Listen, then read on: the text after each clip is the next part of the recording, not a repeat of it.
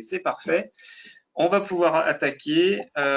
Désolé pour ce retard et ce problème technique. Donc, comme ça a été précisé, le webinaire est enregistré. Donc, pour les personnes qui ne pourraient pas nous suivre jusqu'à la fin, vous pourrez revoir en replay, en différé, ce webinaire.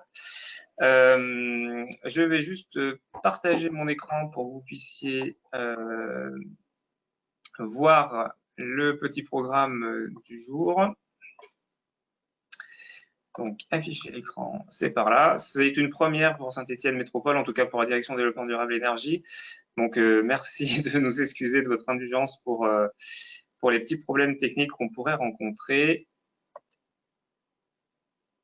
En tout cas, c'est censé s'afficher.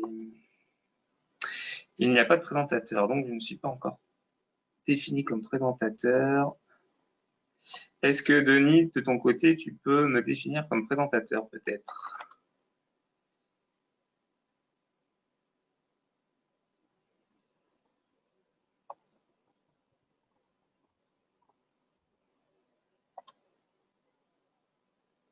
Voilà, ça va marcher. Hop. On y arrive. C'est bon, vous voyez mon écran? Oui.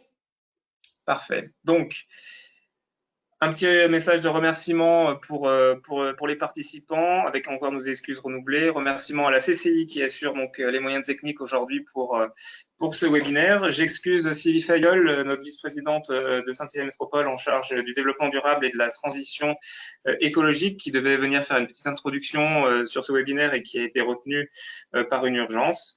Comme vous avez pu le voir, vous avez un onglet chat sur le logiciel qui vous permettra de poser d'éventuelles questions à nos intervenants tout au long de cette séquence. Donc aujourd'hui, l'idée c'était de parler de la mobilité électrique sur Saint-Étienne Métropole. Quel intérêt pour la mobilité électrique, l'intérêt environnemental, l'intérêt économique, comment se recharger en entreprise comme sur l'espace public, quelles aides financières à disposition des entreprises et quel retour d'expérience des structures qui sont déjà utilisatrices de véhicules électriques. Pour parler de tout ça, donc on a le plaisir d'accueillir Clément Molison de la Vert France. Nous avons le plaisir d'accueillir Aurore Comte, directrice des opérations chez Itotem, une entreprise locale donc, qui développe des solutions de recharge. Nous avons le plaisir d'accueillir également Franck Proux, donc responsable logistique au sein du département de la Loire, donc une structure utilisatrice, et Caroline Vuaya, qui est chargée de mission mobilité à l'Agence locale de l'énergie et du climat. Merci à tous pour votre participation à ce webinaire et pour les présentations que vous allez réaliser dans un instant. Un petit état des lieux déjà sur pourquoi parler de mobilité électrique. On parle de mobilité électrique notamment pour toutes les questions en termes de qualité de l'air. Voilà, il faut savoir que Saint-Étienne Métropole n'est pas une des métropoles les plus concernées par la mauvaise qualité de l'air à l'échelle nationale. Cependant, il est toujours possible de faire mieux et vous voyez sur cette carte qu'on a quand même une partie du territoire qui est concernée par la question de la pollution atmosphérique, notamment à proximité des grands axes. Cette carte multipolluant le montre bien, la mobilité est un facteur majeur de pollution atmosphérique. On voit que les populations qui habitent ou qui travaillent ont des activités quotidiennes autour de ces grands axes sont particulièrement touchées par les enjeux sanitaires liés à la pollution atmosphérique. Pourquoi des enjeux sanitaires? Parce que voilà, la pollution atmosphérique, les oxydes d'azote, les particules fines, etc. sont responsables de pathologies telles que l'asthme, les bronchites et sont reconnus comme des cancérogènes certains par l'OMS. Chaque année en France, on estime, et c'est une étude qui a déjà quelques années, qui est en train d'être revue généralement à la hausse par Santé publique France, que la pollution atmosphérique cause 48 000 décès prématurés en France, c'est à peu près 9% de la mortalité, donc c'est très important. Et une étude de l'ARS sur le bassin stéphanois a démontré que à peu près 5% des décès annuels pourraient être évités si le niveau de pollution atmosphérique moyen était abaissé à la valeur préconisée par l'OMS. Donc, ça représente quand même 200 décès, ce qui est donc loin d'être négligeable. Cela correspond donc à une espérance de vie de 8 mois qui est perdue chaque année du fait de cette pollution atmosphérique sur le territoire. Et puis, bien entendu, il y a un coût lié à cette pollution atmosphérique, des coûts sanitaires via les dépenses de sécurité sociale, mais aussi tout un tas d'autres coûts qui sont parfois un peu plus insidieux, comme la pollution atmosphérique qui va avoir des impacts sur la durée de vie des bâtiments, etc. Donc, en tout, à l'échelle nationale, on a quasiment 100 milliards d'euros de coûts annuels de la pollution atmosphérique, d'où la mise en place de mesures pour essayer de la réduire. La plupart des grandes villes françaises s'engagent dans la mise en place de zones à faible émission qui ont justement pour but de réduire cette pollution atmosphérique en restreignant la possibilité de circuler aux véhicules les plus polluants. Voilà, certaines zones seront interdites à la circulation des véhicules les plus polluants. 22 collectivités sont actuellement engagées dans une démarche de ZFE, dont Saint-Étienne Métropole. Et je vais donc passer la parole à Pierre Brun, chargé de mission donc sur l'air, qualité de l'air et bruit à Saint-Étienne Métropole, qui va nous expliquer un petit peu quels sont les tenants et les aboutissants de cette zone à faible émission. Je prends juste mon petit moniteur pour désigner Pierre en présentateur. Et la parole sera à lui. Bonjour à tous et toutes. Vous m'entendez? Oui. D'accord. Lionel, je te laisserai passer les slides. Donc, effectivement, cette zone à faible émission correspond vraiment à des restrictions aussi bien sur la circulation que sur le stationnement, appliquées donc à des véhicules polluants. Concrètement, ces véhicules polluants sont identifiés à partir des vignettes critères. Alors, ces vignettes critères sont utilisées pas seulement pour les zones à faible émission, elles sont également utilisées, ces vignettes critères, en cas de gros pics de pollution. J'allais dire dans toutes les collectivités de France qui sont soumises à ces pics de pollution. Donc, on utilise vraiment un outil, j'allais dire déjà existant. Et donc la cible effectivement va être d'abord sur les véhicules qu'on appelle non classés, puis après on va remonter sur le chiffre. Les plus polluants, c'est les classés 5, puis les 4, puis les 3, puis les 2, etc. Bien évidemment, il appartient à chaque collectivité, en fonction de sa situation vis-à-vis de la qualité de l'air, de gérer un petit peu, de mettre le curseur sur ces catégories de véhicules. Donc, dit autrement, ça veut dire qu'évidemment, les collectivités qui sont fortement impactées par la pollution vont aller chercher des véhicules qui sont classés critères 4, 5, voire même 3. Certains véhicules envisagent même dans des horizons un peu plus lointains d'aller encore plus loin. Ces zones à faible émission, c'est pas sorti d'un chapeau. Il faut savoir qu'en Europe, il y en a un peu plus de 200 qui sont déjà opérationnels et que cet outil-là, il a été validé par l'Europe et dernièrement même par le ministère comme étant l'outil effectivement le plus efficace pour réduire les émissions liées au secteur des transports.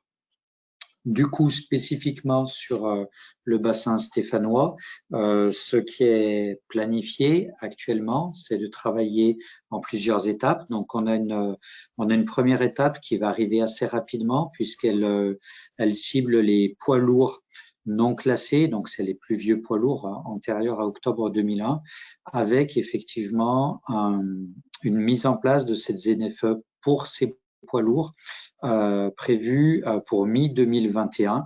Initialement, d'ailleurs, c'était même prévu un petit peu plus tôt, mais avec le Covid et puis le report des élections, voilà, on a dû décaler ça. Mais pour mi-2021, c'est cette première étape qui est mise en place.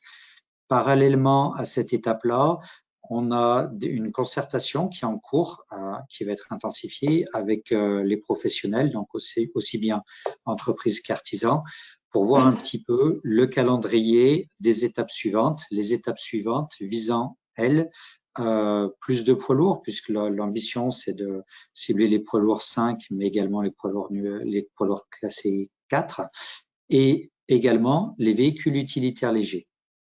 Donc là-dessus, le calendrier, il n'est pas défini, puisqu'il fera l'objet de cette concertation.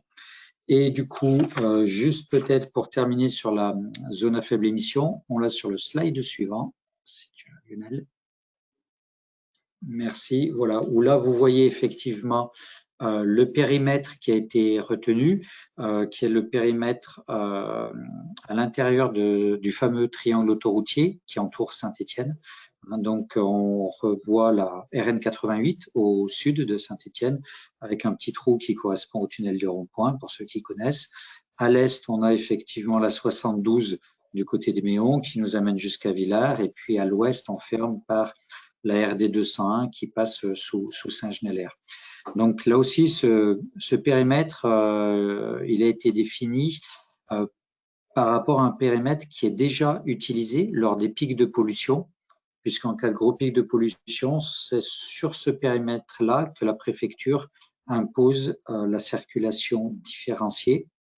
Donc là-dessus, j'allais dire, on a repris un outil, un périmètre déjà existant, avec effectivement une précision sur ce périmètre. L'objectif, la ZFE, c'est de cibler les véhicules circulant à l'intérieur de ce périmètre. Donc, dit autrement, ça veut dire que tous les véhicules de transit qui ne font que passer sur ces voies autoroutières, eux ne sont pour l'instant pas concernés par cette zone à faible émission.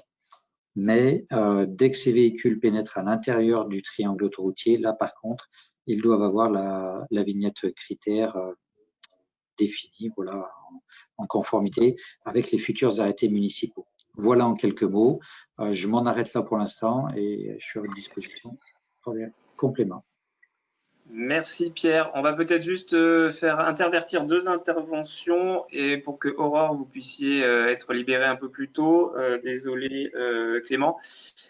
Aurore, du coup, vous allez nous parler des solutions de recharge qui sont disponibles sur Saint-Étienne Métropole et notamment que vous développez avec la métropole et puis également, c'est votre cœur d'activité.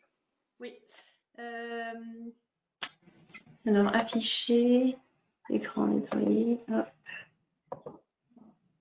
Est-ce que vous voyez mon écran? Oui, on voit votre écran. Il manque que la présentation. Là, vous ne voyez pas la présentation? Si, c'est bon, ça y est, c'est arrivé.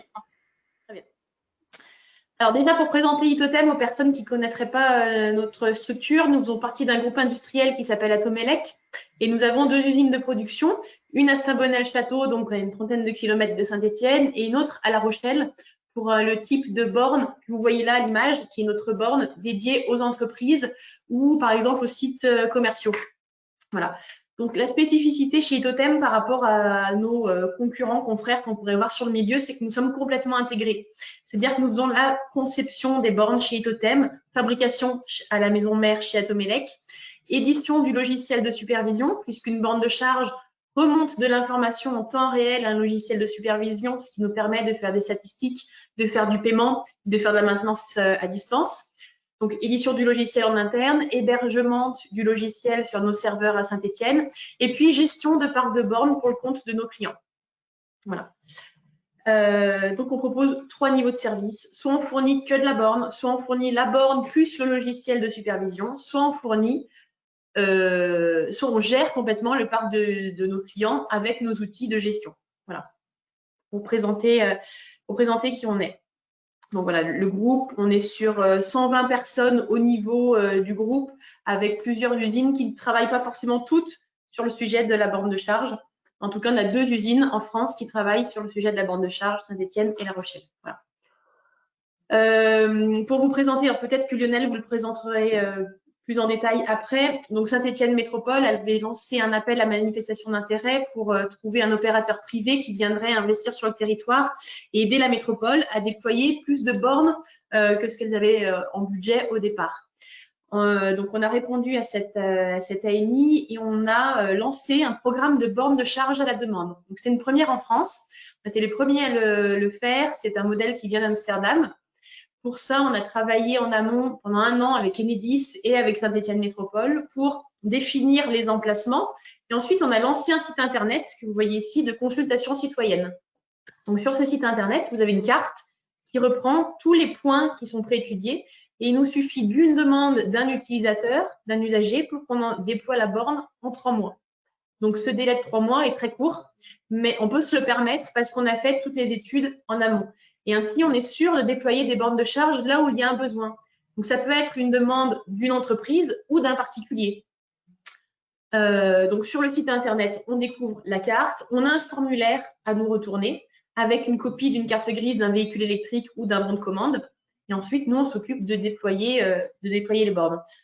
On a connu un creux là pendant le printemps des bornes, des demandes de bornes. Et puis là, depuis fin août, on a 4 nouvelles demandes qui sont arrivées donc en pratiquement 3 semaines. Donc là, on sent que ça reprend. Donc aujourd'hui, le réseau tel qu'il est à date, on a 11 bornes de charge rapide. Donc les charges rapides, ce sont des charges en courant continu.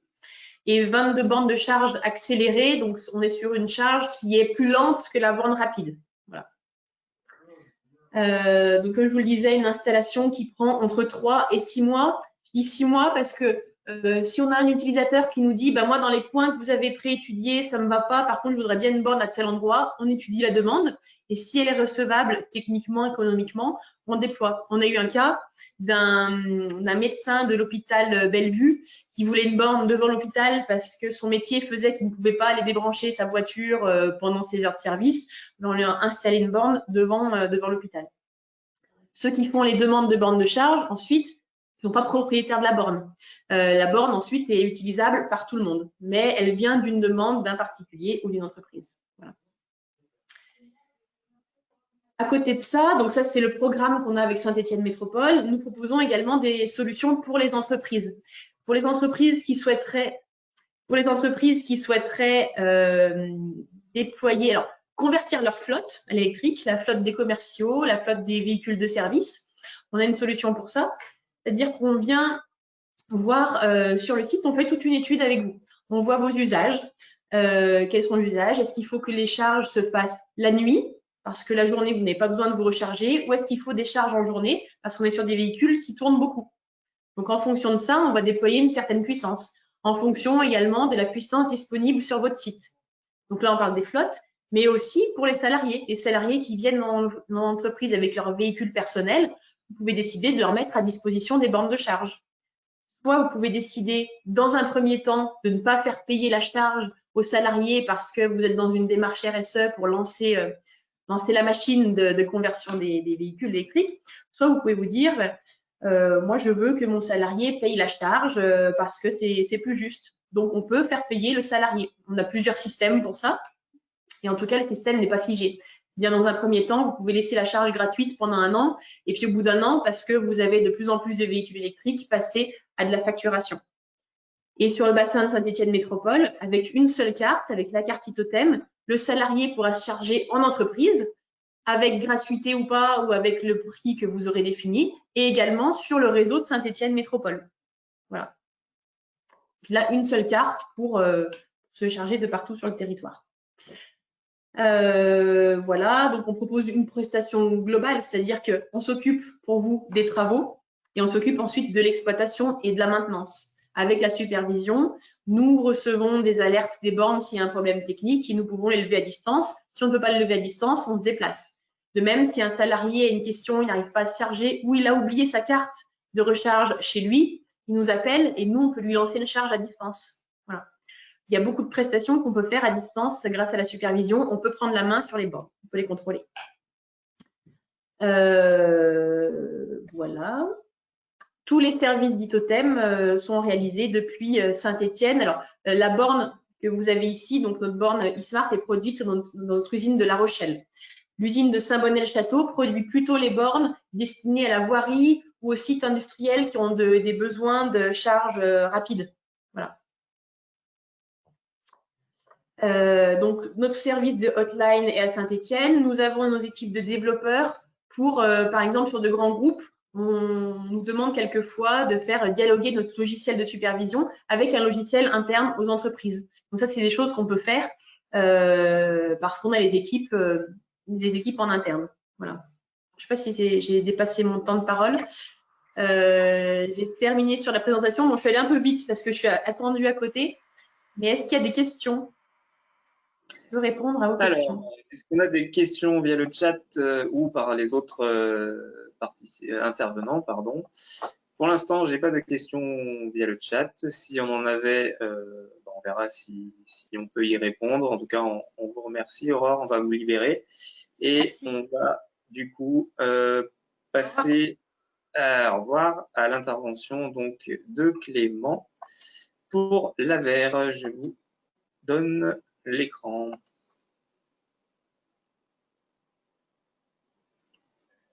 Alors, bonjour à tous, est-ce que vous voyez bien ma présentation? On voit bien, merci. Super. Donc bonjour à tous et à toutes, Clément Molison, donc je travaille pour l'AVER France, on est l'association nationale pour le développement de la mobilité électrique. Pour cette intervention, je vais essayer de vous brosser un peu un panorama de la mobilité électrique aujourd'hui pour savoir un peu de quoi on parle et avoir quelques éléments probablement de réponse à vous fournir sur des questions que vous pouvez vous poser. En tout cas, c'est souvent celles qu'on nous pose. J'aime bien commencer par cette infographie du ministère de la Transition écologique qui rappelle à peu près bien tous les enjeux qui couvrent la mobilité électrique et les intérêts à verdir son parc, à changer de véhicule pour un véhicule électrique. Je vais y revenir juste après, mais voilà, un peu ces 4 points. D'une part que c'est un véhicule qui est plus écologique qu'un véhicule thermique, que c'est pas forcément si cher que ça. Il y a un coût à l'achat, mais sur la durée, ça revient moins cher qu'un thermique. C'est pas forcément compliqué, contrairement à ce qu'on pourrait croire. Il faut effectivement se renseigner. C'est un changement d'habitude pour les personnes, mais c'est quelque chose auquel on se fait. Et enfin, et c'est un point qui est important en particulier dans les centres-villes, c'est une voiture qui est plus silencieuse. C'est vrai qu'on oublie parfois, mais on est très souvent, on a toujours ce brouhaha des voitures autour de nous et on oublie un peu la place que l'on a accordée, qu'on a laissé prendre à la voiture sur la pollution sonore qui nous entoure. Dans les 2 prochaines slides, je voulais un peu adresser quelques fausses idées reçues qui peuvent exister autour de la mobilité électrique.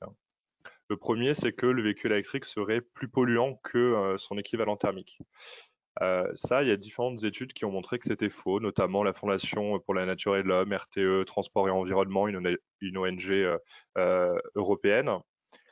Quand on prend l'ensemble du cycle de vie d'un véhicule, donc de sa production, de l'extraction des minerais, production de la batterie, utilisation et jusqu'au recyclage, eh bien, on a un véhicule qui est de 2 à 6 fois moins polluant qu'un véhicule thermique. Je viens d'en parler du recyclage. Souvent, une question qu'on nous pose, c'est qu'est-ce qu'on va faire de ces batteries? On ne sait pas les recycler. En fait, c'est faux. On sait les recycler. On est même obligé de le faire. Depuis 2006, il y a un règlement européen qui impose que l'on recycle 50% au moins des composants d'une batterie, de toutes les batteries, mais notamment des véhicules électriques. Ce pourcentage va être revu à la hausse dans les prochaines années. Mais dès à présent en France, on en recycle jusqu'à 80%. Donc on est déjà sur un recyclage qui est important. La seule raison pour laquelle aujourd'hui on recycle peu, c'est que les véhicules circulent encore. Les premières Zoé sont encore en circulation. Donc aujourd'hui, on a un marché qui est très faible, mais à horizon 2035, c'est 700 000 tonnes de batteries qui pourront être recyclées. Troisième idée reçue, le véhicule électrique, c'est trop cher. Alors, c'est vrai qu'il y a un écart de prix qui est environ de 10 000 euros selon les modèles. Mais d'une part, on a des aides, on a le bonus écologique, la prime à la conversion. J'en reparlerai dans ma seconde intervention. Mais aussi, c'est un coût à l'usage qui est beaucoup moins important, en particulier du fait du carburant. Et l'UFC Que Choisir avait produit une étude il y a 2 ans où ils ont examiné en fait le coût total de possession du véhicule, donc combien ça nous coûte sur toute l'utilisation qu'on va en faire. Et dès 4 ans de possession, c'est moins coûteux d'avoir un véhicule électrique qu'un véhicule thermique. Donc voilà, il faut réussir à avoir cet investissement initial, mais après, à l'usage, le véhicule devient plus rentable. Et un dernier point qui est important, qui touche à la consommation, et alors on nous demande est-ce qu'il faudra de nouvelles centrales nucléaires, est-ce qu'on pourra tous se recharger en même temps, est-ce qu'on va pas faire sauter les plombs du pays? En fait, là-dessus, on a fait une étude avec RTE pour vérifier dans quelles conditions on pourrait intégrer des véhicules. Et ce qu'on constate, c'est que dans l'hypothèse la plus haute, donc 2035, 16 millions de véhicules électriques, ils peuvent se recharger sans difficulté sur le réseau. Il n'y a pas de besoin de production supplémentaire. Ça représentera à peu près 10% des consommations nationales, et ces 10%, ils s'intègrent parfaitement dans la baisse dans les réductions de la consommation qu'on observe depuis quelques temps. Donc, pas besoin de centrales supplémentaires de ce point de vue-là. Ensuite, la mobilité électrique, un enjeu environnemental et industriel. Donc, ça va me permettre de rebrosser un peu ces différents éléments et puis vous présenter l'état du marché aujourd'hui. Donc, il faut savoir que la mobilité, c'est un cadre qui évolue. On l'a vu dans la présentation précédente, le niveau local avec la question des zones à faible émission, mais aussi à l'échelon national et international, on a des grandes évolutions. Au niveau européen, là, on s'est fixé 2 objectifs, la neutralité carbone et de limiter la hausse des températures à 1,5 degré. Et dans le graphique que vous avez juste en dessous, les deux bâtons qui sont entourés en rouge, c'est les 2 scénarios dans lesquels on respecte ces 2 conditions, ces 2 objectifs. Et comme vous pouvez le voir, l'électrique est nécessaire dans plus de 98% des cas sur les mobilités légères. Donc, concrètement, à 2050, il faut électrifier l'ensemble des mobilités pour pouvoir atteindre ces objectifs.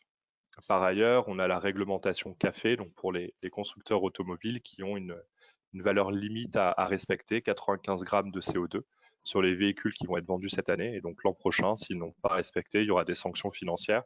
Et ça avait été chiffré dans certains cas, pour certains constructeurs, à plusieurs milliards d'euros. Et enfin, au niveau français, on a acté la fin de vente des véhicules utilisant des énergies fossiles dès 2040 et en 2050, une décarbonation complète du secteur des transports. Donc, où est-ce qu'on en est concrètement aujourd'hui? Les immatriculations ont bien repris depuis la crise. On approche des 400 000 véhicules électrifiés en circulation. Donc, vous pouvez voir cette courbe exponentielle depuis le début des années 2000.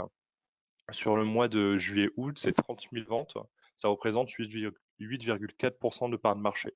Donc, c'est assez considérable. Et ce qu'on voit sur toute la période 2020, donc janvier à août 2020, c'est une progression de 132% des véhicules électrifiés. Voilà. Donc, on s'inscrit parfaitement dans les trajectoires qui sont prévues à différents échelons, que ce soit le contrat stratégique de filière, où le but c'est d'atteindre 1 million de véhicules électrifiés d'ici fin 2022, donc dans un tout petit peu plus de 2 ans. Et puis à l'échelle plus long terme, la programmation pluriannuelle de l'énergie et la stratégie nationale bas carbone ont fixé plusieurs jalons. 2028, 4,8 millions de véhicules, 2035, 14 millions de véhicules. Et donc, les scénarios des constructeurs, en fonction de leur attrait pour le véhicule électrique, leur optimisme dans son acceptation, ont diverses trajectoires envisagées. Enfin, et ça permet de voir aussi cet engouement qui arrive, c'est la diversification des offres qui est importante aujourd'hui. On a une quarantaine de modèles qui existent. Et ça permet d'avoir des modèles en compétition sur différents segments de mobilité.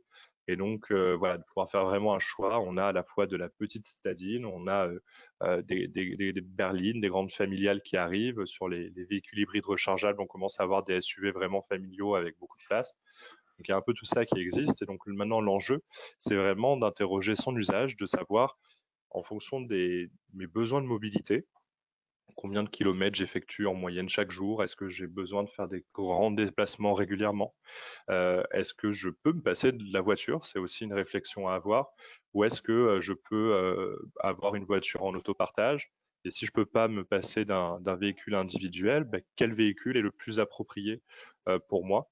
Et donc à partir de là, voilà, vous avez un certain nombre de réflexions à avoir sur le type de véhicule, le type de recharge, et pour les entreprises également, comment accompagner les salariés, comment tarifier cette recharge, pourquoi pas l'offrir, qui fait aussi partie des possibilités. Et je vais en finir je vais en finir là, et puis la suite sera pour la pour la seconde partie de ma présentation. Merci Clément. En fait, on va peut-être vous proposer d'enchaîner puisque c'était Aurore qui devait présenter, qui devait faire son intervention après vous. Je profite juste du coup de cette reprise de parole pour compléter un petit peu vos propos sur la deuxième vie des batteries. C'est vrai que au-delà du recyclage, il y a aussi en amont du recyclage la capacité à stocker les énergies renouvelables, notamment intermittentes, qui se développent assez rapidement.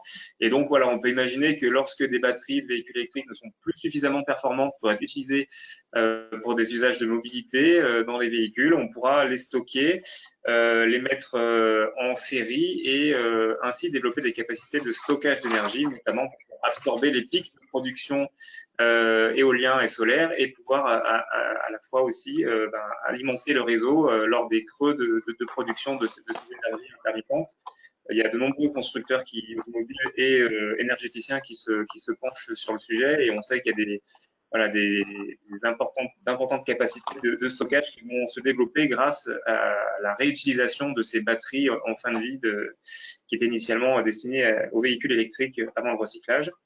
Et puis, vous avez parlé autopartage. Voilà, j'en profite aussi pour préciser que sur Saint-Étienne Métropole, il existe des solutions d'autopartage, donc notamment avec la société coopérative Cities Alpes-Loire, qui d'ailleurs nous suit sur ce webinaire.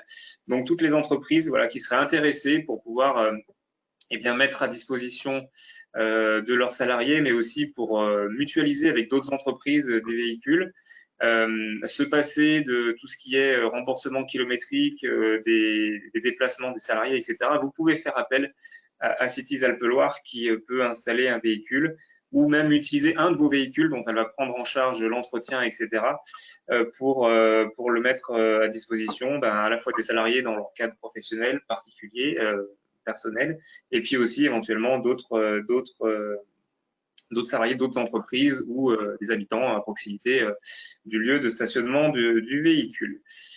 Du coup, Clément, je vous laisse enchaîner avec les aides financières nationales concernant la mobilité électrique et puis après on en viendra aux aides financières qui seront mises spécifiquement en place par Saint-Étienne Métropole. Très bien, aucun souci. Vous voyez bien mon écran à nouveau? Super. Et juste pour précision, complètement d'accord avec vous sur la question de la seconde vie des batteries, c'est un point qui est important. Et même avant même son utilisation en seconde vie, on est en train de travailler, il y a déjà des expérimentations qui sont en place, ce qu'on appelle le V2G, le Vehicle to Grid, où l'idée c'est que quand vous branchez votre véhicule, il peut absorber l'énergie, c'est une batterie après tout, et elle reste à l'arrêt pendant 94-95% du temps. Et pendant ce temps-là, elle peut absorber des énergies, des pics de consommation, de production notamment d'énergie renouvelable, et la restituer ensuite au réseau, et donc lui permettre de lisser les courbes. Donc ça fait partie des développements importants aujourd'hui de la filière. Donc sur les aides financières nationales, voilà, je vais vous présenter de façon assez classique, d'une part les aides plutôt côté véhicule et puis les obligations évidemment, et également côté recharge. Donc une obligation qui est importante, qui sont fixées dans la loi d'orientation des mobilités qui a été adoptée à la fin de l'année 2019, c'est un verdissement du parc automobile français et un verdissement des flottes automobiles. Donc là, je l'ai déjà présenté juste avant, mais au niveau global, au niveau français, notre objectif, c'est une décarbonation complète des transports dès 2050. Et pour ça, on essaye de partir un petit peu en amont et dès 2040, arrêter de vendre des véhicules utilisant des énergies fossiles, des voitures essentiellement, enfin des véhicules légers, pour s'assurer que 10 ans plus tard, on ne fasse plus circuler ou presque plus circuler des véhicules thermiques. Par la suite, l'idée, ça va être aussi d'accompagner et de fixer des jalons pour les flottes publiques de l'État, des collectivités, également des flottes d'entreprises, Donc pour les collectivités, c'est déjà et l'État, c'était déjà des objectifs qui étaient fixés par la loi de transition énergétique pour la croissance verte, donc de 2015, avec un premier jalon à 2017. Et donc là, la LOM, la loi d'orientation des mobilités, a rappelé ces objectifs, et notamment en fixant à nouveau à 2021, en prenant 30% de véhicules à faibles émissions lors de renouvellement annuel, et un objectif à 2026 d'avoir des véhicules à très faibles émissions, donc 100% batterie ou hydrogène essentiellement, donc 37,4% du parc. Pour les entreprises, là, on cible les entreprises qui ont un parc de véhicules important, donc plus de 100 véhicules, que ce soit 100 véhicules légers ou 100 deux roues, 100 cyclomoteurs.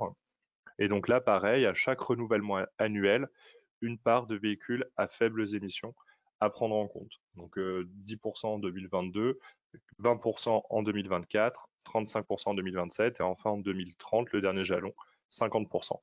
Et donc là, à force de renouvellement, l'ensemble du parc finira par être entièrement verdi et de préférence électrifié.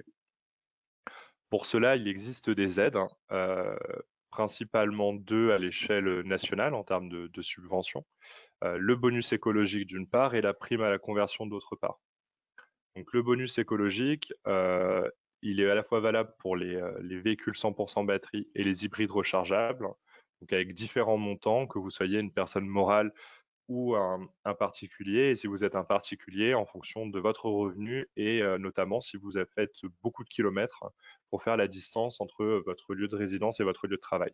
Il faut aussi savoir qu'il y a aussi un bonus sur les deux roues qui va jusqu'à 900 € et un bonus sur les utilitaires légers, enfin les catégories M2, N2, donc c'est des minibus et des petits camions.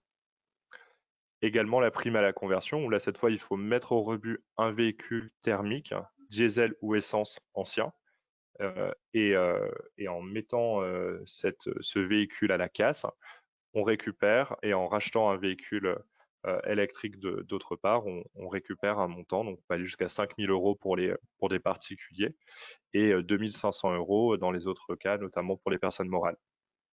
Pour les personnes morales, et je cible en priorité les entreprises, il existe aussi des avantages fiscaux qui sont très loin d'être négligeables. On avait un peu chiffré ça à autour de 3 000 € d'avantages fiscaux sur le véhicule.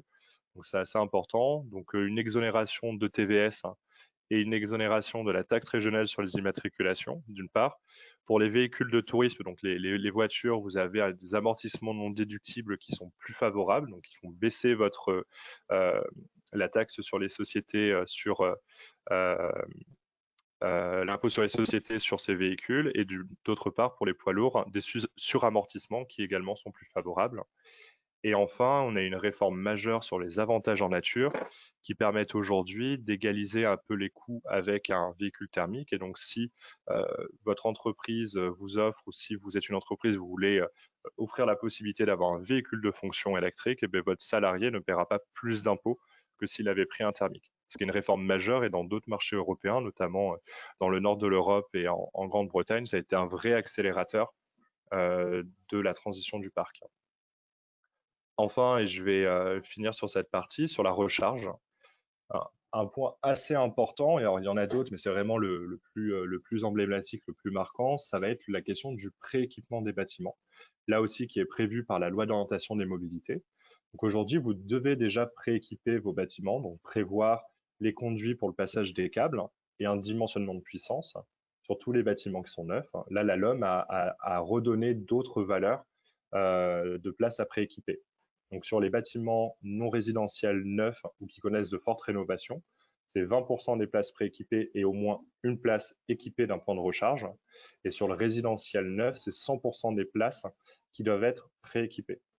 Et après, bon, si c'est un bâtiment à usage mixte, voilà, il y a différents cas de figure. Et un autre point qui a été ajouté dans la discussion au Parlement qui est important, c'est au 1er janvier 2025, il faudra que dans les bâtiments non résidentiels, il y ait sur chaque, qu'il y ait un emplacement qui soit équipé pour toutes les 20 places de stationnement. Donc en gros, 5% des places qui doivent être équipées pour tous les bâtiments non résidentiels, ce fait que ça va permettre de développer grandement la recharge sur le territoire. Pour cela, il existe principalement une aide, c'est le programme Advenir. C'est un programme de certificat d'économie d'énergie que notre association, que l'AVER, opère et porte depuis 2016. Là, vous avez un certain nombre de montants et je vous invite à aller sur le site advenir.mobi, M-O-B-I, pour avoir plus d'informations. Et on finance l'installation de points de recharge en voirie, en entreprise, en copropriété, pour permettre de faire baisser les coûts et donc d'avoir une vraie incitation à s'équiper en point de recharge. Un point, et je vais finir là-dessus, notre programme a été prolongé jusqu'en 2023. On avait 20 millions d'euros jusqu'à présent. Là, on a pour 3 ans une enveloppe de 100 millions d'euros. Donc, c'est le moment d'en profiter. Au-delà de 2023, il y aura très certainement plus aucune aide qui seront disponibles. Et donc, il faudra payer plein pot les points de recharge. Merci. N'hésitez pas si vous avez des questions, soit maintenant, soit plus tard, comme vous. On a quelques questions qui sont arrivées avec Elsa Bergerie qui nous demande si les PowerPoint seront accessibles. Bien entendu, on vous enverra ça à la fin du webinaire. On vous renverra les PowerPoint de tous les intervenants. Une autre question de Gaëtan Duculti qui demande s'il y a une concomitance entre l'acquisition du véhicule et la mise à la casse. Est-ce qu'il peut y avoir un décalage entre l'achat et la mise au rebut du coût du véhicule pour obtenir, je suppose, la prime à la conversion? Alors, il faut d'abord mettre à la casse et ensuite avoir son véhicule. Bon, il y a des délais de livraison qui en plus sont généralement importants. La prime à la casse, elle est demandée a posteriori et dans de nombreux cas, c'est le concessionnaire lui-même qui fait la demande et qui donc déduit du prix et récupère auprès de l'agence des services et des paiements la prime ou le bonus ou les deux. Donc après, il faut se rapprocher du concessionnaire et c'est lui qui généralement vous propose des solutions plus adapté pour vous ou pour lui, pour sa gestion. Voilà, mais donc voilà, il y a bien une forme de concomitance. Hein. On ne peut pas acheter un véhicule et puis 6 mois plus tard dire je veux mettre un véhicule à la casse, je voudrais avoir récupéré la prime à la conversion. C'est bien au moment de l'achat du véhicule électrique qu'on bénéficie de la prime à la conversion. Très bien, donc je ne vois pas d'autres questions pour l'instant. Dans ce cas-là, on va de rien. On va passer aux aides financières locales avec Pierre qui va reprendre la parole et moi qui vais à nouveau diffuser la présentation. Pierre, c'est à toi.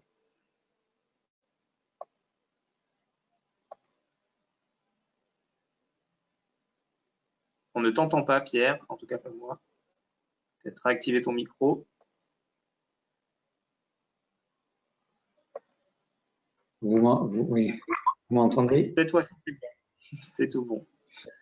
C'est tout bon. Et est-ce que vous voyez bien le slide? Hop, normalement, on va être pas mal. Voilà. Du coup, c'est bon le partage d'écran? Vous avez vous l'avez en visu là, ouais? Ça a l'air bon. Eh ben c'est parfait. Oui, donc juste pour détailler les aides que l'on propose au niveau de Saint-Étienne Métropole. Alors, à savoir que ces aides-là sont des aides cofinancées à la fois par l'ADEME et donc Saint-Étienne Métropole pour une durée de 3 ans. Donc, ça va nous amener sur une programmation jusqu'à 2023.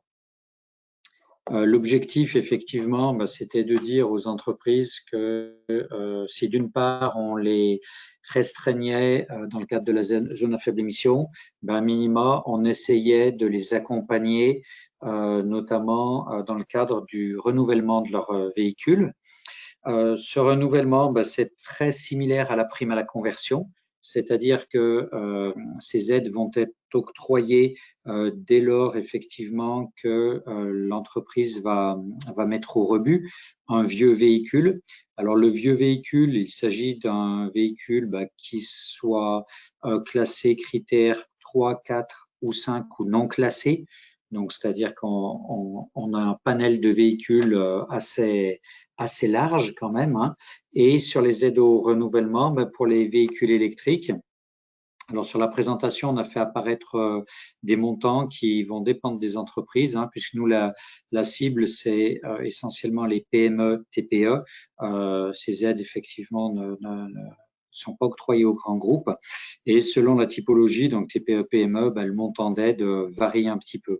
Ce qu'il faut retenir sur les véhicules électriques, c'est que ces aides, elles correspondent à 45% du surcoût hein, hors taxe des véhicules, donc 45% pour les PME et 55% pour les TPE.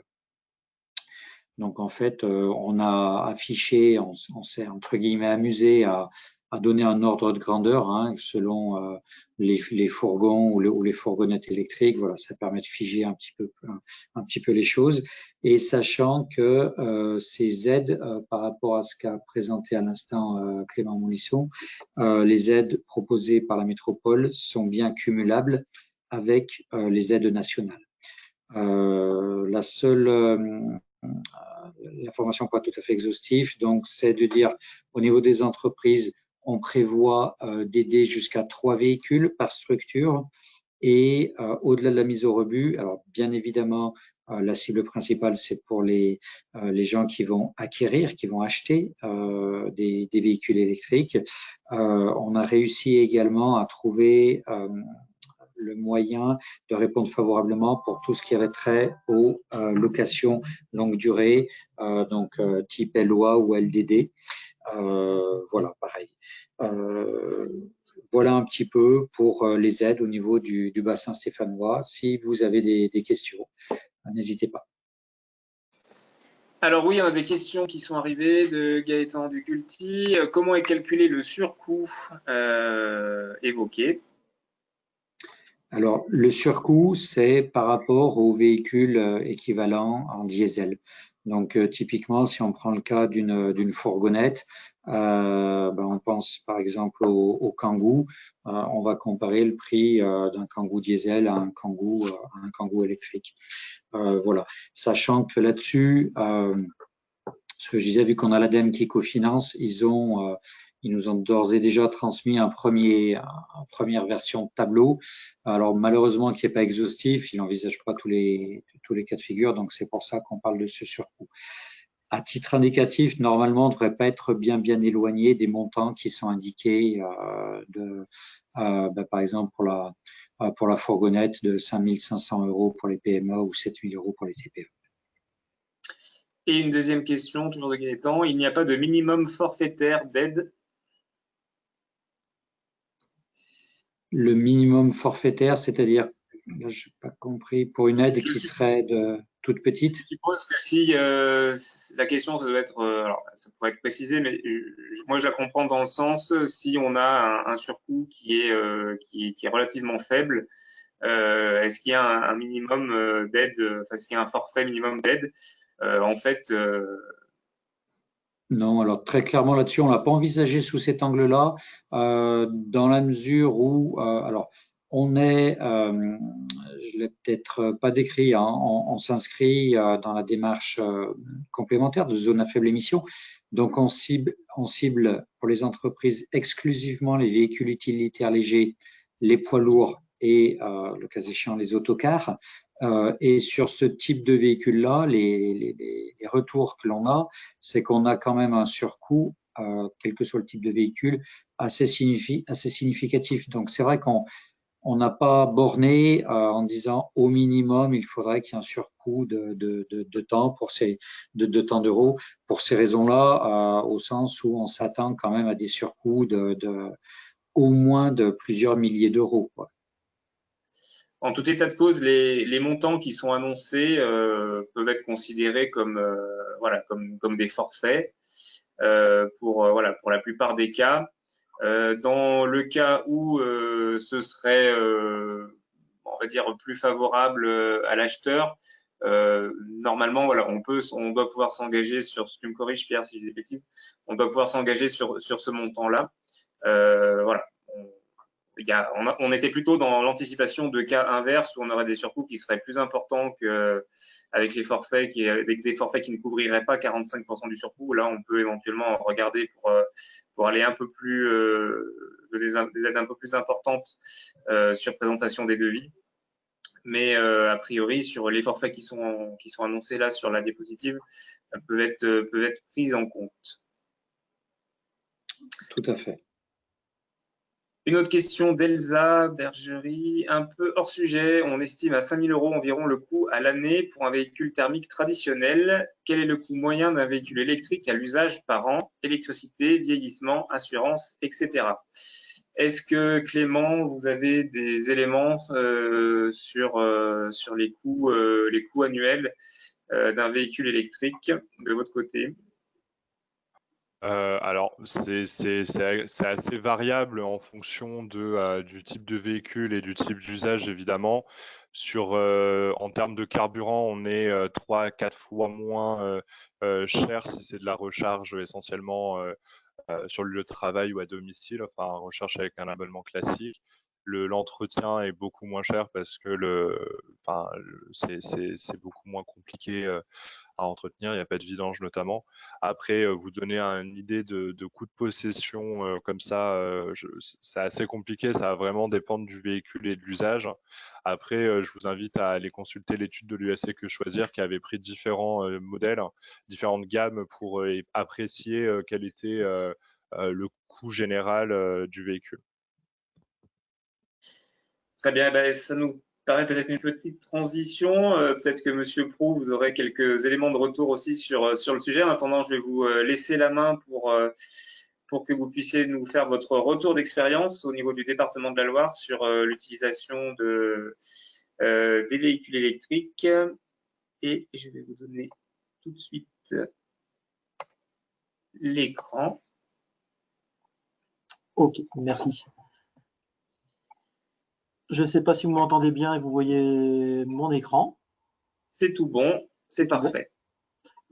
Voilà, juste pour commencer, quelques chiffres par rapport à la flotte de véhicules électriques donc au département aujourd'hui. Donc des véhicules qu'on a commencé à acheter donc en 2013 et les derniers l'an dernier. Une programmation cette année d'un Kangoo électrique et pour 2021, on n'a pas d'objectif précis, mais je pense que ce sera une réflexion au département. Aujourd'hui, on ne rajoute pas de véhicules, on maintient une flotte existante. C'est-à-dire que quand on achète un véhicule électrique, c'est pour remplacer un véhicule thermique. Voilà. Donc 15 Zoé aujourd'hui au département, donc 10 à Saint-Étienne, 3 à l'antenne de Montbrison et 2 à l'antenne de Roanne. On a fait l'acquisition depuis 2018 de 2 Kangoo électriques, donc à Saint-Étienne, un au parc routier à Villars et puis un autre pour nos ateliers, en fait, à la DBMG. Voilà la perspective d'un véhicule supplémentaire à Roanne très prochainement. Sur l'ensemble de nos véhicules, alors une utilisation quand même qui est urbaine et semi-urbaine des véhicules, donc 77 000 km en cumulé en 2019, ce qui équivaut à peu près à 4 500 km par véhicule. Donc on ne peut pas dire que ce soit une utilisation optimale et optimisée des véhicules, mais voilà, ça progresse d'année en année.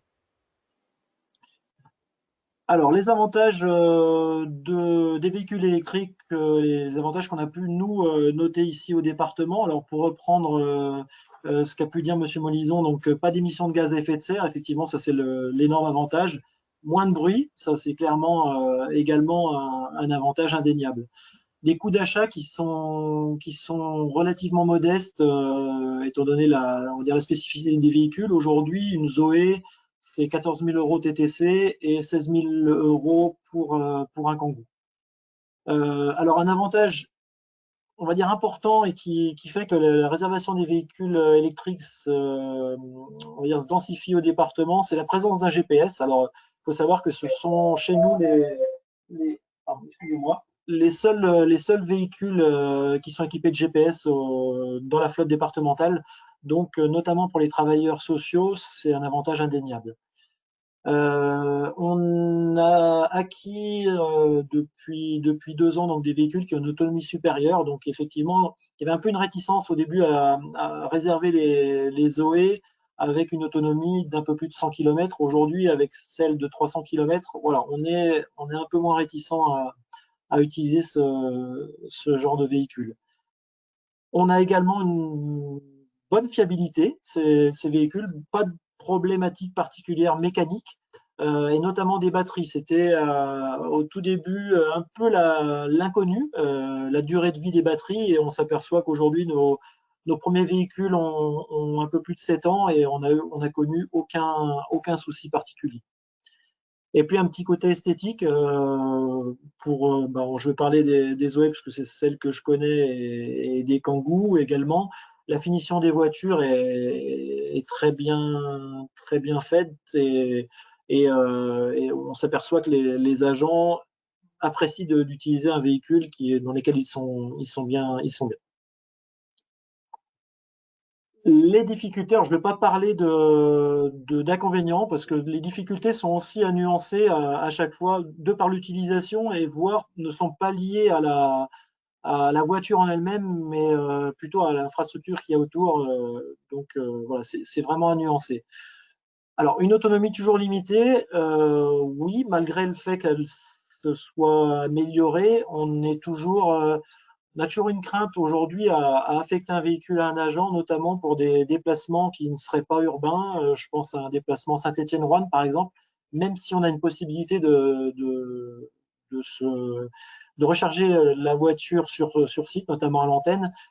Ce qu'on ne maîtrise pas, c'est les trajets, on va dire, accessoires ou un trajet qui ne serait pas Saint-Étienne-Roanne, mais Saint-Étienne-Renaison, Violet, Roanne. Voilà, donc c'est ce qu'on a du mal à maîtriser. Alors une problématique, on va dire juridique. Aujourd'hui, on achète les voitures, mais on loue les batteries. Pour nous, donc chez Diac Location, voilà, donc des marchés de 4 ans d'achat, mais des marchés de location de batterie qui vont durer sur la durée de vie du véhicule. Donc il a fallu trouver un petit montage juridique pour pouvoir payer cette location mensuelle des batteries, trimestrielle, pardon, c'est trimestriel. Mais bon, ça a été une petite difficulté au départ qu'on a résolue assez rapidement. Alors, une problématique qui n'est pas liée aux véhicules électriques, mais pour autant, ce sont un peu les seuls véhicules qui sont dans ce cas-là chez nous. Ce sont des véhicules automatiques. Alors, vous excusez ma faute d'orthographe. Ça a pu perturber les agents qui n'ont pas l'habitude de conduire ce type de voiture. C'est en train tranquillement de rentrer dans les mœurs et je dirais que c'est plus trop un problème aujourd'hui. Alors, un petit souci qu'on a connu, par contre, sur la maintenance des bornes, on a pu être en panne sur une borne. Alors, on a un branchement, notamment rue d'Arcole à Saint-Étienne, avec 7 voitures qui sont installées et avec un système de délestage en fait qui permet de charger alternativement les véhicules, pardon. Et une borne qui est tombée en rade, on a entraîné 3 autres, donc on a été en panne un bon mois. Ça, c'était une contrainte qu'on a eu du mal à résoudre avec le prestataire qui est intervenu. La maintenance des véhicules, on ne peut pas dire que ce soit une grosse difficulté, simplement que un véhicule électrique ne se traite pas comme un véhicule thermique, notamment par notre garage départemental, mais également une panne d'un véhicule sur le bord de la route ne se traite pas comme un véhicule thermique habituel, je dirais. On n'a pas eu de gros soucis et on a de plus en plus de garages qui sont habilités pour traiter ce genre de véhicule, donc là aussi, c'est vraiment à nuancer. Et pour terminer, je parlerai de coûts cachés. Alors, à nuancer également sur une problématique d'un bâtiment, ce que j'évoquais tout à l'heure, rue d'Arcole, donc avec 7 voitures. On a installé des bornes, mais la problématique, c'était si on branche toutes les voitures ensemble, ça fait sauter les plombs du bâtiment. Donc, il a fallu trouver cette solution de délestage. Alors, je ne vais pas rentrer dans la technique parce que je ne maîtrise pas, mais voilà, c'est un petit coût caché qui était entre 23 et 25 000 euros. Mais voilà, aujourd'hui, à part ce site-là, les autres, à part l'installation de la borne rapide, on n'a pas d'autres coûts, on va dire, supérieurs. Voilà par rapport à l'utilisation des véhicules donc au département de la Loire. Je ne sais pas si vous avez des questions. Parfait, merci bien. Je n'ai pas eu de questions à ce stade sur votre retour. Si cela tente certains participants, n'hésitez pas. Je me suis juste rendu compte que j'avais raté une question qui n'a pas dû être diffusée de la même manière.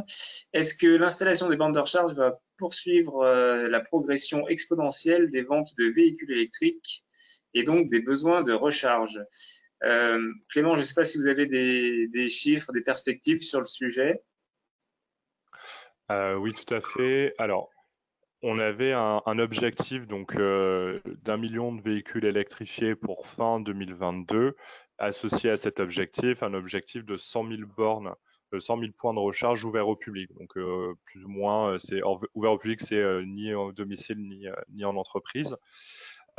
Cet objectif, il a été ravancé par le gouvernement à début 2020, à fin 2021. Et en parallèle de ça, on est en train de, enfin, il y a pas mal de projets de déploiement qui sont en cours. Là, on est autour de 30 000 points de recharge. Donc, ça laisse un gap important à résorber d'ici la fin 2021, mais on est on est dans les clous des préconisations de la Commission européenne, qui est d'avoir un point de recharge pour 10 véhicules. Aujourd'hui, on est à un point de recharge pour 9 véhicules 100% électriques et un point de recharge pour 11 véhicules si on rajoute les hybrides rechargeables. Donc, c'est en train de se développer. Et après, bon, ben voilà, ça dépend aussi du contexte local ou national. Sur les grands axes routiers, il y a des acteurs privés qui sont en train de faire des déploiements. Et au local, c'est plutôt auprès de syndicats d'énergie ou de collectivités qui prévoient chacune des déploiements différenciés. Parfait, merci. Et donc du coup, pour préciser un petit peu sur la collectivité, enfin sur les collectivités qui nous concernent, pour l'instant, on est à peu près une centaine de bornes de recharge qui sont déployées sur le département par le syndicat d'énergie Mobiloire. Et donc, on l'a vu tout à l'heure avec Itotem, on en a une soixantaine sur Saint-Étienne Métropole. Donc, on est à un peu plus de 150 bornes de recharge relativement rapides, hein, puisqu'on est sur du 22 kW à l'échelle du département de la Loire. 22, et il y a même quelques bornes rapides en 50 à proximité des axes autoroutiers. Il y en a une dizaine déployées par Itotem. Voilà, c'est un chiffre qui pourra ensuite augmenter, en effet, en fonction des demandes qui pourront parvenir, notamment via le système d'installation sur demande citoyenne. Sur Saint-Étienne Métropole, on peut monter jusqu'à 120 bornes. Donc voilà, on est à peu près à la moitié du déploiement en ce qui concerne Saint-Étienne Métropole. Et puis voilà, vous l'avez dit aussi tout à l'heure, il y aura tout le déploiement sur les parkings, les copropriétés, etc., qui vont permettre un accès renforcé aux bornes de recharge où qu'on stationne son véhicule. Alors, je n'ai pas eu d'autres questions à ce stade. Du coup, je vais transmettre la parole et la présentation à Caroline Veilla, qui va nous dire comment aller un petit peu plus loin que la simple mobilité électrique et comment mettre en place des démarches un peu plus globales au sein de vos entreprises et de l'offre de services qu'elle propose. Caroline, je te transfère l'écran. Alors bonjour à tous, merci pour cette rencontre. Mes excuses pour la webcam qui n'est pas active, donc vous n'aurez pas le plaisir de me voir. Mais par contre, j'espère que vous voyez ma présentation. On voit ton écran, mais pas ta présentation là actuellement. Alors, est-ce que voilà, comme ça, c'est mieux? Ça devrait aller, je pense. Voilà, le plein écran, et c'est parfait.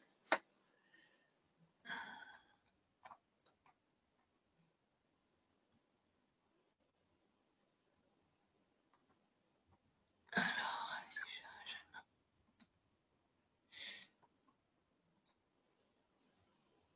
non.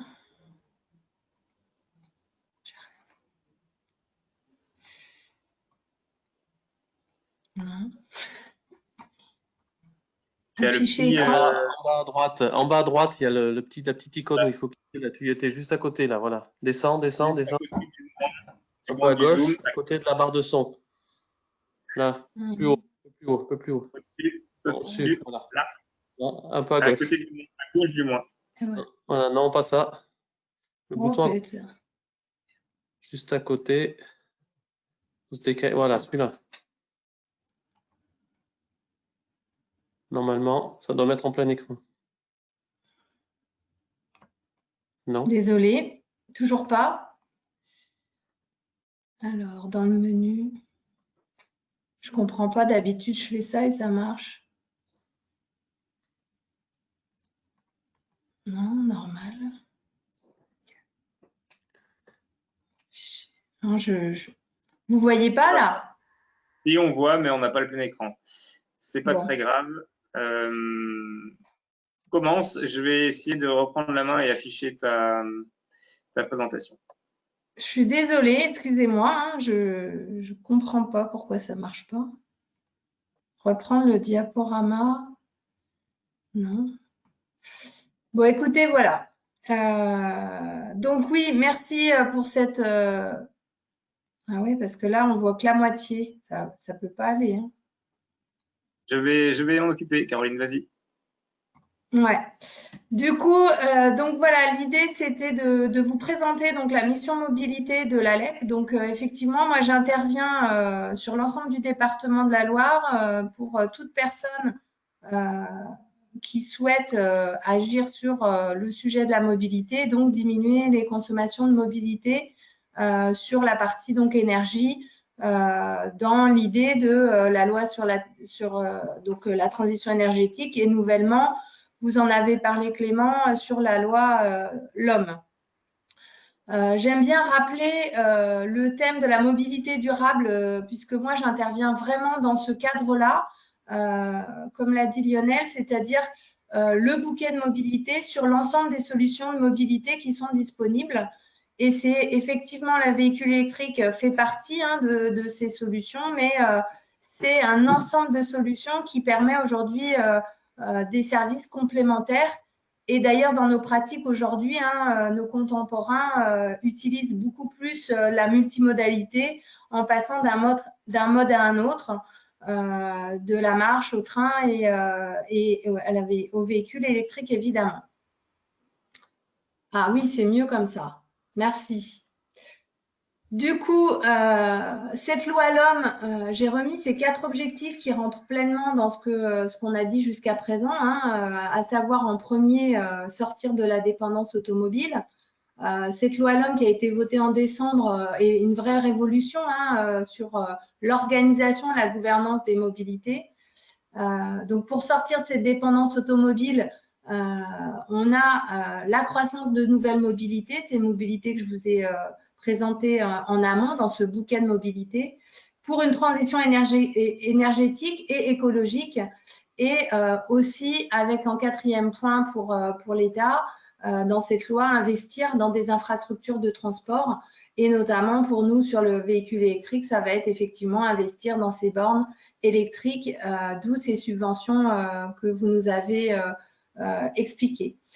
Quelques chiffres pour les éléments, on va dire, de contexte, mais je n'irai pas plus loin.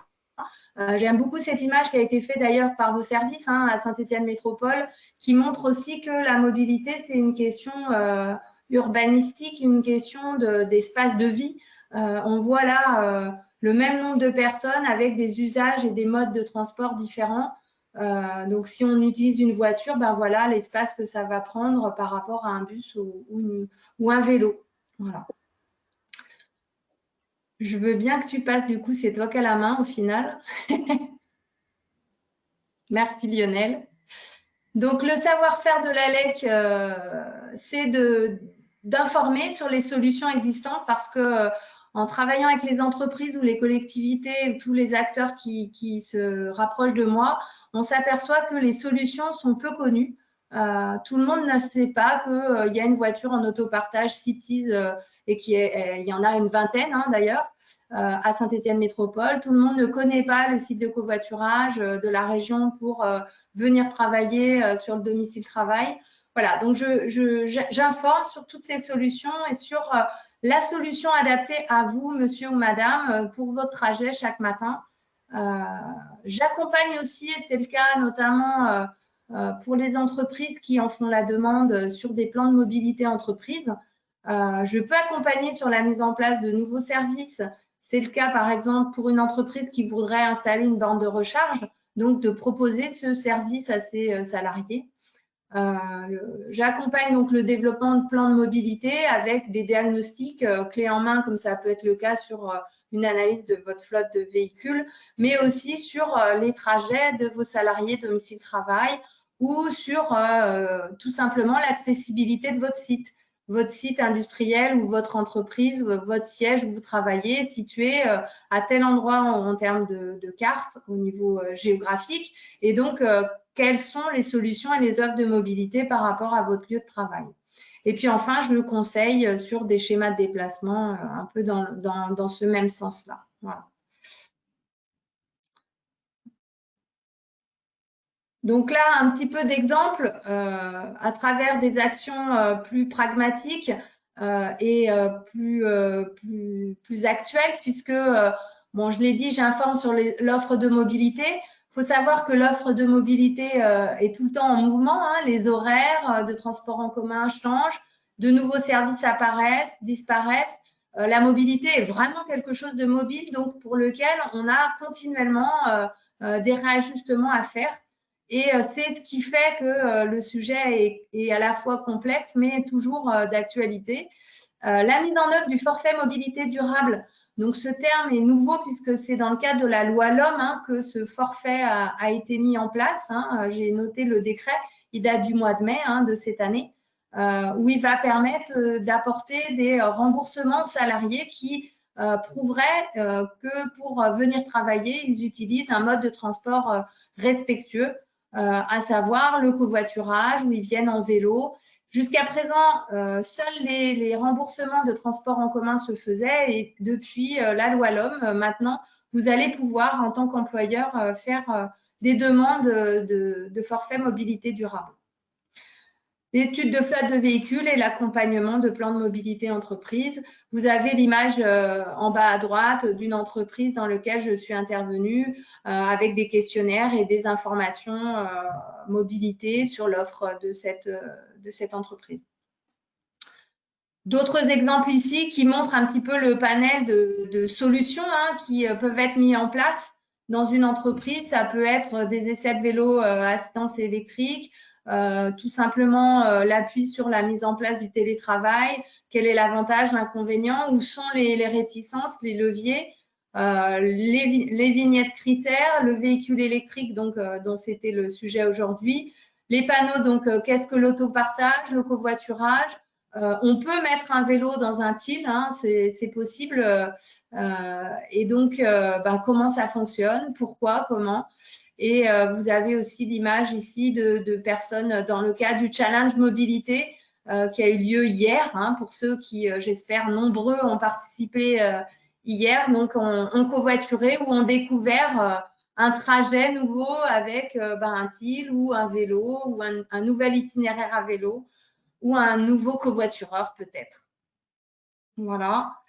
Et donc, pour terminer, un témoignage donc, de l'entreprise Thales hein, que j'ai accompagné en 2018 et que j'accompagne encore puisqu'ils font partie des inscrits au challenge mobilité notamment.